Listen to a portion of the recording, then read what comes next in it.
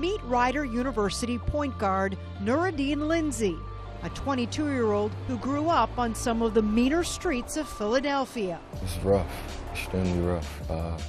Gotta have tough skin coming up in the area I came up in. And you gotta, it's really only two roads to go down. And it's, either the good road or the bad road. A standout star at Overbrook High School, Lindsey was a scoring machine, even threatening Wilt Chamberlain's records. I haven't been that kind of scorer, since I've been a college basketball player, the kind of scorer I was in high school. So, it's something that I always think about, but it's not something that I want to kind of make, me out to be as a college player. But those good times were short-lived. A body covered in tattoos tells the story of all he has gone through. Some memories and my best friend and my two brothers and my grandpa, for the most part.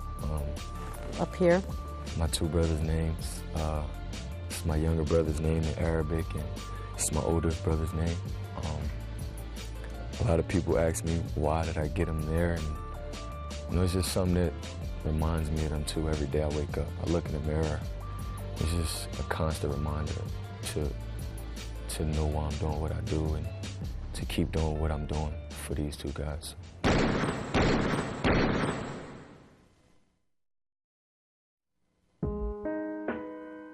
Violence hit home.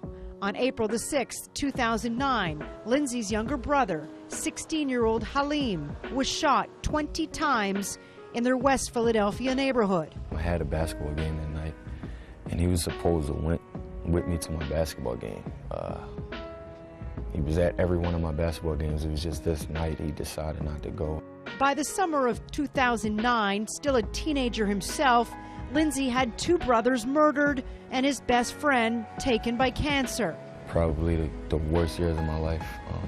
It's just so much stuff that was going on that I didn't have no idea about that would lead to ultimately what I've been through, which was not doing good in high school academically, to taking everything that I was blessed with athletically and academically for granted and not taking advantage of those things in the right way. With things spiraling out of control, Nurideen, along with his mother, got out of Philadelphia. At the time, very few knew where they had gone. We wanted to get away from everything we've been going through, which was just pain at the time. When I was playing basketball for my brother. So, losing him, it was like I lost him, so basketball can go with him, basically. Nurideen not only left Philadelphia, but he left behind the verbal commitment he had given LaSalle and Coach Giannini. The first thing that really struck me about him was his intelligence. I've coached the National Scholar Athlete of the Year a couple of years ago, Yves McCongo at LaSalle, and then Steve Weingarten was the A10 Scholar Athlete of the Year. So I've coached some really bright guys, but I've never coached someone with a better just intellect than Nuri. He's tremendously bright, tremendously articulate, and he's just had a lot of bad things happen and a lot of emotional things. And that's what he's had to overcome. So I'm definitely rooting for him. Hopefully he can keep overcoming things and reach his potential. After 2 years away from the game, someone pulled him back. When I left Philadelphia, I actually moved to Virginia. The one person I give credit to the most is this guy that I met in Virginia named Harry Williams. He was a guy that didn't know me from a can of paint, and one thing he showed me when he met me out there was something that I've never gotten from anybody in Philadelphia my whole life, and which was, he just believed in me. I don't think there's any words, really, that I can actually say with enough time to tell you how proud I am of Nori. He's family to me. His whole family is. His brothers, his two brothers, and his mother as well. I look at her kind of as a big sister / mother in a lot of ways, and to see what he's been able to do, even through everything he's gone through, and to see his family still stay strong the way that they have, it's truly motivating and humbling at the same time. And I can keep them in the forefront of all the things that I do here, and know that what we do is for a reason. Did you ever worry once that if you were in the wrong place at the wrong time, that could happen to you if you didn't leave Philadelphia when you did? It's like literally on my mind every night. Something I still think about to this day. It's not just Philadelphia, but just anywhere. You know, you can be in the wrong place at the wrong time anywhere you are. And, you know, I try to avoid as much as that is possible by just not doing much. Just constantly focusing on what I'm here to do, and which is be a student athlete and focus on basketball.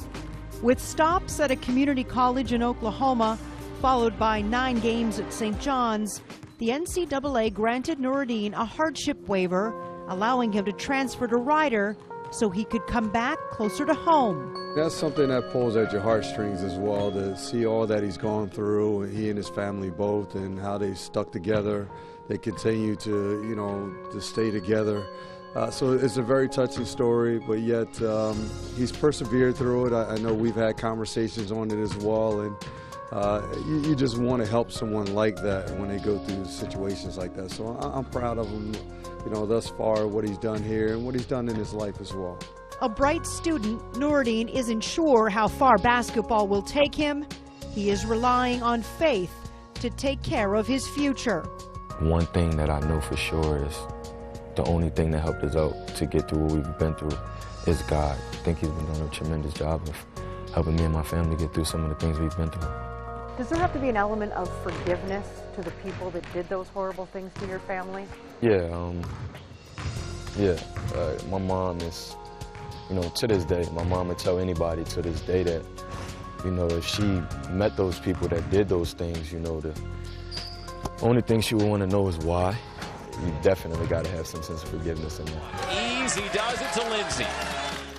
So would you say you're enjoying this current life that you've pretty much recreated for yourself, and I guess your mom too?